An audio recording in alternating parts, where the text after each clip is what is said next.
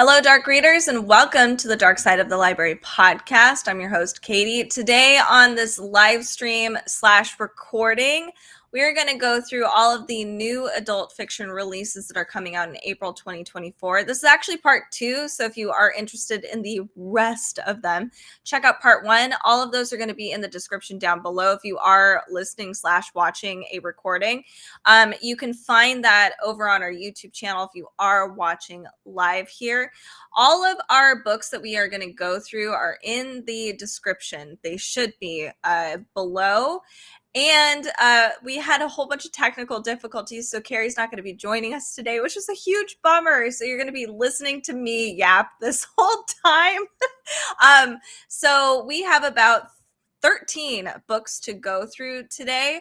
So bear with me as I go through them all. We have a ton of different ones that are coming out. We have lots of great authors here. So let me get started on our first book. You can see on wrong way. You can see over here if you are watching live or on our YouTube channel, we do have a QR code that you can scan. So if you are interested in any of these books, it'll direct you to Amazon, and we are an affiliate site as well. So anytime you do purchase a book from us, we do get a tiny commission. So thank you so much for that, by the way. All right, we are now officially going to get started. The first book that I want to share with you today is The House on Biscayne Bay. This came out April 2nd, and apparently this is about a Gothic mansion in Miami. So it's like a tropical Gothic story. So it says, with the Great War finally behind them, many Americans flock to South Florida with their sights set on making a fortune. When wealthy industrialist Robert Barnes and his wife Anna build Myrrh, a glamorous estate on Biscayne Bay, they become the toast of the newly burgeoning society. Anna and Robert appear to have it all. But in a town like Miami, appearances can be deceiving, and one scandal can change everything. Years later, following the tragic death of her parents in Havana, Carmen Acosta journeys to Myrrh, the grand home of her estranged older sister Carolina and her husband Asher. On the surface, the gilded estate looks like a paradise. But Carmen quickly learns that nothing at Myrrh is as it seems. The house has a treacherous legacy, and Carmen's own life is soon in jeopardy unless she can unravel the secrets buried beneath the mansion's facade and stop history from repeating itself. This sounds fun. I am really getting into the tropical Gothic vibes here and themes. This is by Cleeton, and it's published by Berkeley. This is The House on Biscayne Bay. Alrighty, so let me change over to our next book, which is The Hungry Dark. This is a thriller, so if you are looking for a macabre thriller, this is where it's going to be. It says macabre murderers plague a rural town as a scam artist psychic races to find the answers in this haunting thriller. This is by Jen Williams, and it came out April 9th.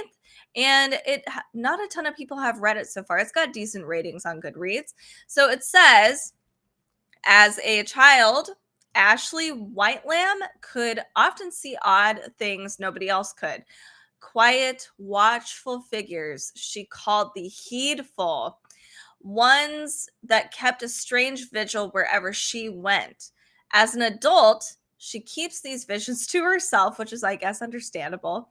But she's turned her taste of the beyond into a career as a psychic, parting people from their money with a combination of psychology and internet research. When the Lake District is gripped by a series of grisly murders, or child murders, which is even worse, I guess, Ashley offers her services to the police for the free publicity. But as Ashley leads the police on a fruitless search around the small town of Greenbeck, she catches a glimpse of those old ghosts of her childhood, and following them into the woods, she finds something she never expected: the corpse of the latest missing child. So this is going to be a very suspenseful, page-turning book. This is called The Hungry Dark. It's a thriller. I probably will pick it up. This is definitely up my alley. This is by Jen Williams. My next book on the list for today, which is cute. I like the fire in the background. You can see it over here where the QR code is, the book cover. It says, I cheerfully refuse. That's the title. This is by Leif Enger. Already, I'm digging it. It's got some good reviews already on Goodreads. This came out April 2nd. So, what it says on Amazon is a storyteller of, quote, great humanity and huge heart. Leif Enger debuted in the literary world with Peace Like a River, which sold over 1 million copies and captured readers' hearts around the globe. Now comes a new milestone in this boldly imaginative author's accomplished, resonant body of work.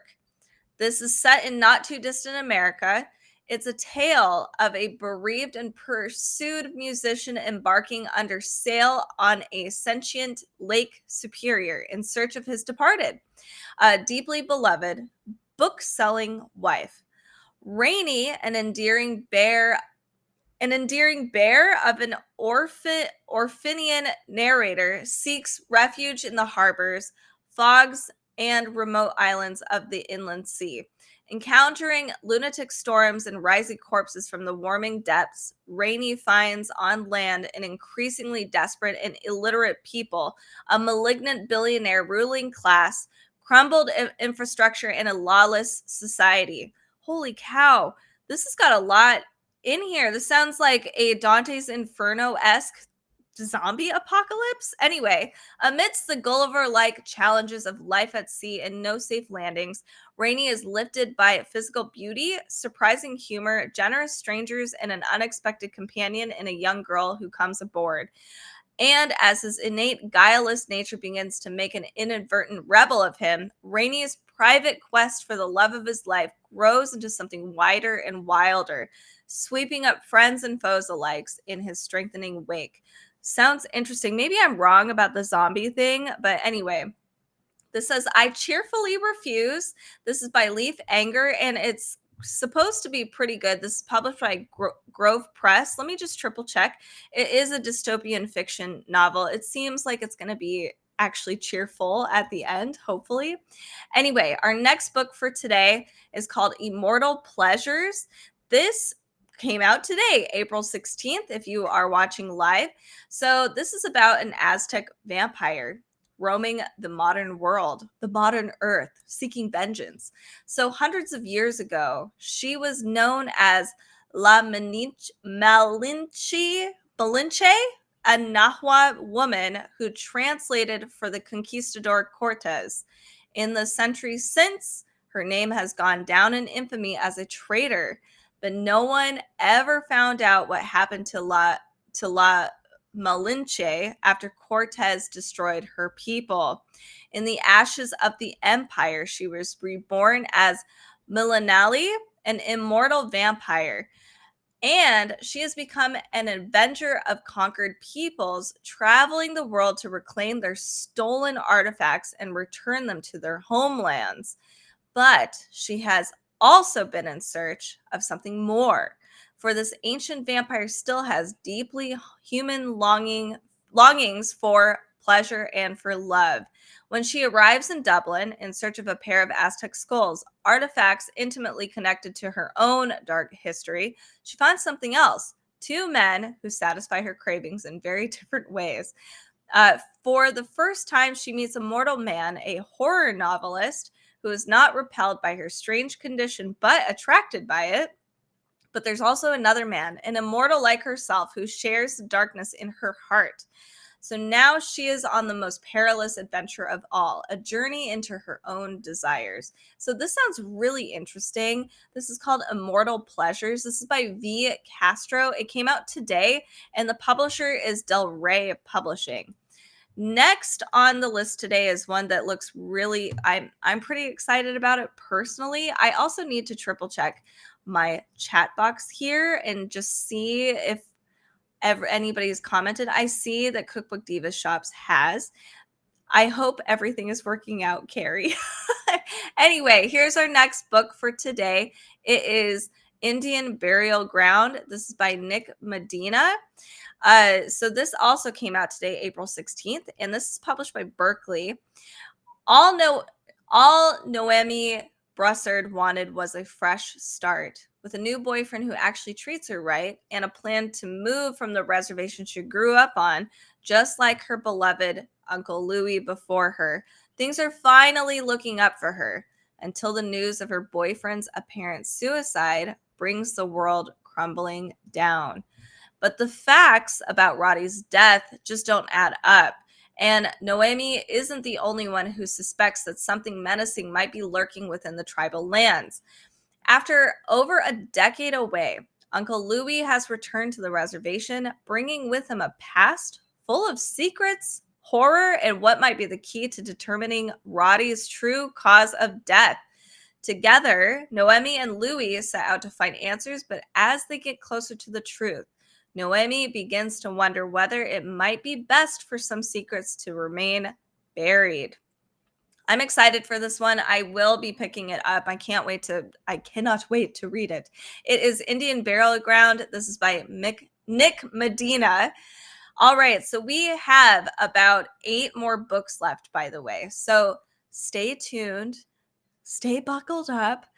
Our next book is called, and I have to switch it over here. So again, for those of you watching live or the video recording, you can press on this QR code and get access to the book itself.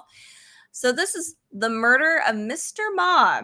This came out April 2nd, and it's by S.J. Rozan, and Shen Ni is the author as well. This is similar to Guy Ritchie's Sherlock Holmes films. And it seems like, okay, so it is both authors simultaneously have written this book. I like that. It's always fun to have 2 authors kind of composing something together because they kind of work together. I don't know. It's really fun. Anyway, 2 unlikely allies race through the cobbled streets of 1920s London in search of a killer targeting Chinese immigrants. So this is more of a psychological thriller, murder mystery. So we have 1924 in London. Shy academic Lao She meets larger-than-life Judge D. Ren G. His quiet life abruptly turns from books and lectures to daring chases and narrow escapes. D has come to London to investigate the murder of a man he'd known during World War I when serving with the Chinese Labor Corps. No sooner has D interviewed the grieving widow than another dead body turns up. Then another, all stabbed to death with a butterfly sword. Will D and Lao be able to connect the threads of the murders, or are they next in line as victims? So we are blending traditional, and I apologize if I say this incorrectly, it's Gongan crime fiction with the most iconic aspects of the Sherlock Holmes canon. D and Lau's first adventure is as thrilling and visual as an action film. So this sounds like a page turner. This is The Murder of Mr. Ma. I love the cover. It's really, really fun. So check that out. It's by S.J. Rozan and Shen Ni. Next up today is Myrrh. This is by Polly Hall, and it came out April 9th. It says on Amazon, a woman searching for her birth parents unlocks the secrets of her horrific past. She tries to stop the goblin within this kaleidoscopic, dark psychological horror about identity and belonging. And it is really, this is going to be perfect for fans of Eric LaRocca and Catriona Ward, although I would not put those 2 in the same category personally, but that's just me. So Myrrh, our main character, has a goblin inside of her, a voice in her head that tells her all the things she's done wrong, that berates her, drags her down. I feel like we all have little goblins. Polly Hall has listened to some Brené Brown, I can tell. Desperately searching for her birth parents across dilapidated seaside towns in the south coast of England, she finds herself silenced and cut off at every step. Cyan is trapped in a loveless marriage, the distance between her and her husband growing further and further each day, Longing for a child, she has visions promising her a baby. Then we go to Myrrh again. As Myrrh's frustrations grow, the goblin in her grows louder and louder, threatening to tear apart the few relationships she holds dear and destroy everything around her. When Cyan finds her husband growing closer to his daughter, Cyan's stepdaughter, and pushing her further out of his life, she makes a decision that sends her into a terrible spiral. The stories of these women will unlock a past filled with dark secrets and strange connections, all leading to an unforgettable, horrific climax. So I'm excited to check this one out. I love dark psychological horrors. Personally, this cover is really cool. This is called Myrrh, and it is by Polly Hall. Next on our list today is Oracle. This is by Thomas Olde Heuvelt, and it comes out April 30th. It is a supernatural thriller where an omen from our past threatens the return of ancient forces that will change the world forever. Well, look at the cover here. Very cool. On a foggy winter morning, high school kids Luca and Emma discover the impossible. The wreck of an 18th century ship stranded in a flower field. Ooh, that's fun. So Emma enters the hatch on the deck and is never seen again. That's not cool. And she isn't the last person to disappear. Soon, a government agency begins to investigate, determined to uncover the ship's secrets before a media storm erupts. They enlist Robert Grimm, a retired specialist of the occult, to unravel the mystery, and soon realizes the ship could be a harbinger of an ancient doom awakened under the sea. Oh my. So, in a maelstrom of international intrigue and pure terror, Grimm and Luca must race against time as they come face to face with an open doorway to the apocalypse. Well, no pressure there, right? So, this is Oracle. This sounds fun, like really fun. This is published by Tor Nightfire, which has been a hit or miss for me personally, but I might have to give this one a shot. So far, it's got good reviews. This is Oracle by Thomas Olde Heuvelt. Next, we have another book with a cool cover. Looks like veins. It is Sanctuary. This is by Valentina Cano Repetto. This came out today, April 16th. Grief leaves a stain. Sibylla wants nothing more than to live with her husband in this rundown, derelict watermill. Uninhabited since the Renaissance after a mysterious disaster befell the previous owners. The mill requires extensive repairs, but there is something frightening about the mill. Repairs are violently undone. Half-seen figures begin stalking Sibylla through the grounds, and haunting echoes of the figures begin stalking Sibylla. Oh, sorry. I think I've already said that. And haunting figures begin stalking Sibylla through the grounds, and haunting echoes of the previous owners' lives infiltrate the present. As the disturbances grow more vicious and her husband more secretive, she realizes that she and her child are in danger. So this has got similar vibes to The House in the Orchard by Elizabeth Brooks, The Winter Guest by W.C. Ryan, and The Hacienda by Isabel Cañas, which is one that I would really love to read. I've heard really good things about that one. So this already has 4.7 stars on Goodreads so far on April 16th of 2024. This is Sanctuary by Valentina Cano Repetto. All right. Next is another cover I really enjoy. I'm not going to lie. I'm a cover girl. I say.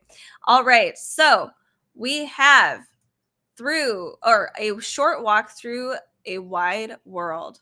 This is by Douglas Westerbeke, and it came out April 2nd. This is a national best-selling book. We are placed in Paris in 1885. Aubrey Torval is a spoiled and stubborn 9-year-old girl. She comes across a wooden puzzle ball on her walk home from school. She tosses it over the fence, only to find it in her backpack that evening. Days later, at the family dinner table, she starts to bleed to death. Well, how horrible.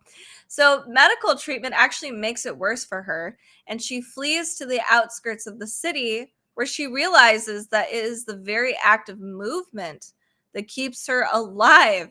So begins her lifelong journey on the run from her condition, which won't allow her to stay anywhere for longer than a few days, nor return to a place where she's already been. That's horrible. Can you imagine you'd have to be on the run all the time and you can never return anywhere ever again? I'd be taking my sweet time though. Like I'd just be walking really slow. If all I have to do is move. Anyway, from the scorched dunes of the Kalashino sand sea to the snow-packed peaks of the Himalayas, from the bottomless well in the Parisian courtyard to the shelves of an infinite underground library, we follow Aubrey as she learns what it takes to survive and ultimately to truly live.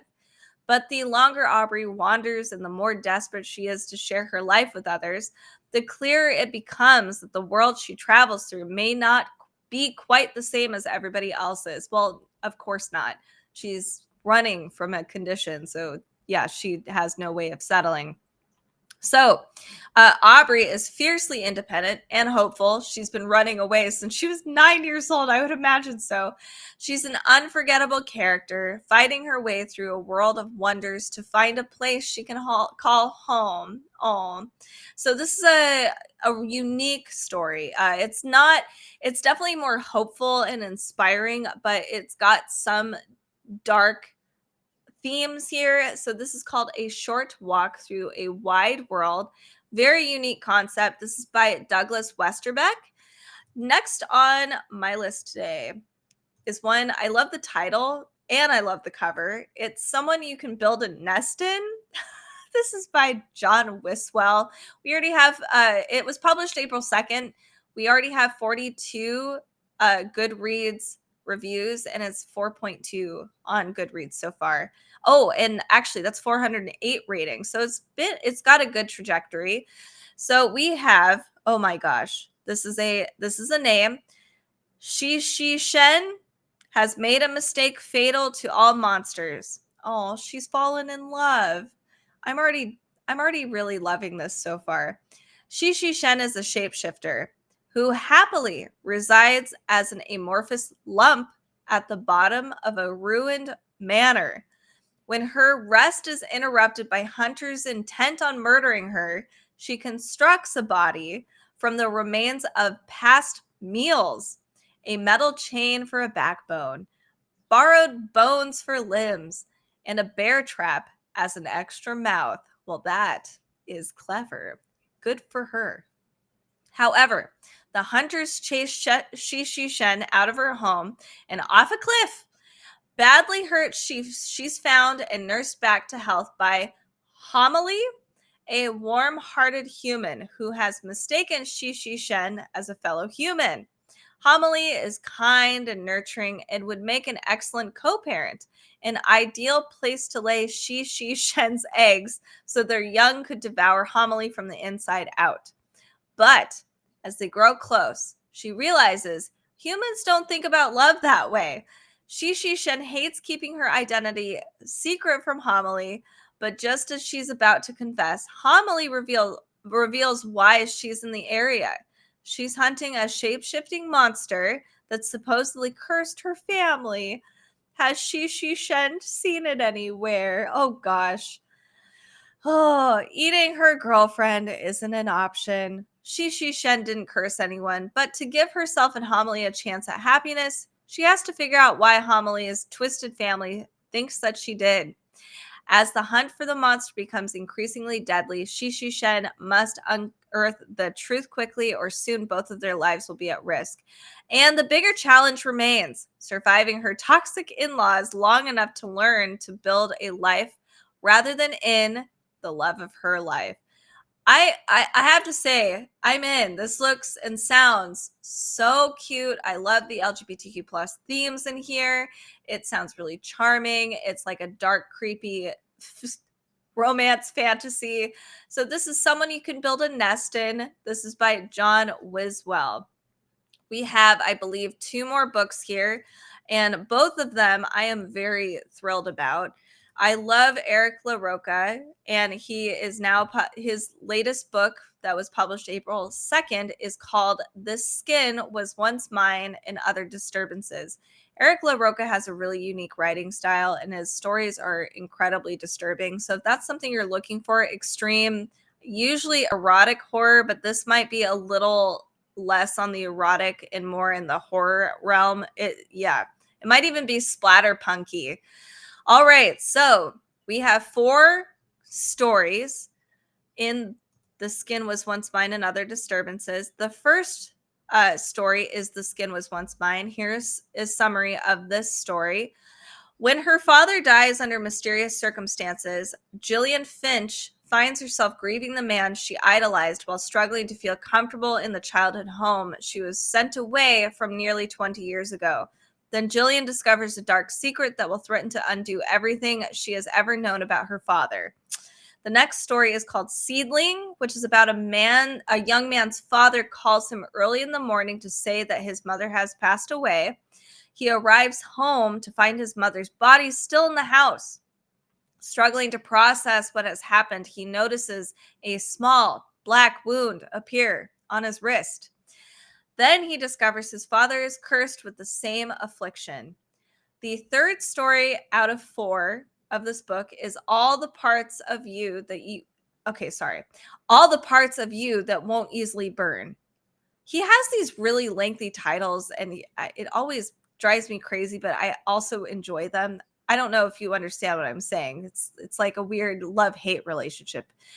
This one is about Enoch, who goes to buy a knife for his husband to use at a forthcoming dinner party. He encounters a strange shopkeeper who draws him into an intoxicating new obsession and sets him on a path towards mutilation and destruction. We can all imagine what that possibly could look like. And then lastly, this last story is called Prickle. 2 old men revive a cruel game with devastating consequences, and that's it.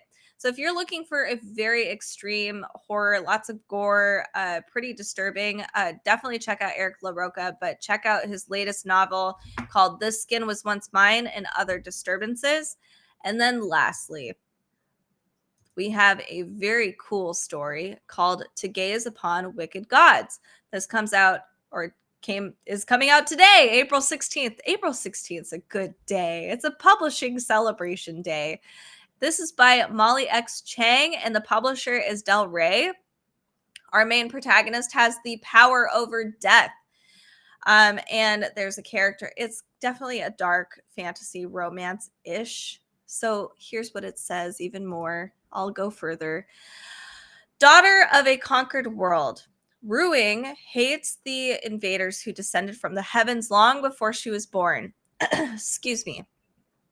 And defeated the magic of her people with technologies unlike anything her world has ever seen. Blessed by death, born with the ability to pull the life right out of mortal bodies, Ruing shouldn't have to fear these foreign invaders, but she does, especially because she wants to keep herself and her family safe. Understandable. When Ruing's gift is discovered by an enemy prince, he offers her an impossible deal. If she becomes his private assassin and eliminates his political rivals, whose deaths he swears would be for the good of both their worlds and would protect her people from further brutalization, her family will never starve or suffer harm again. But to accept this bargain, she must use the powers she's always feared, powers that will shave years off her own existence. Can Ruing trust this prince who promises a better world, makes her heart ache, and whose smiles make her pulse beat faster? Are the evils of this agreement really in the service of a much greater good? Or will she betray her entire nation by protecting those she loves the most? This sounds really similar to, oh no, I can't remember the book, but maybe I just have a thing for for female protagonists who have powers over death and princes who are trying to use them for their powers, but then they end up loving each other in the end. Who knows? Anyway, so that is To Gaze Upon Wicked Gods. This is by Molly X. Chang. This came out today, April 16th. And that actually finishes up all of our April 2024 adult fiction novels that are coming out. Make sure to check out the other books for part 1, and we will list that in the description down below so that you can click on it, or you can find that on your favorite listening app. We also publish every Wednesday and Friday. We are trying to publish nonfiction, kids books, YA, and of course adult fiction and comic books. Come check out comic books too. Thank you so much for those of you that have already subscribed to Dark Side of the Library. It would be really helpful if you could spread the word about our podcast to other people and to check out those show notes as well. Thank you so much for tuning in today. We will see you in the next live stream / recording. Make sure to comment and let us know what kind of books you guys have been reading as well this month. Thanks again.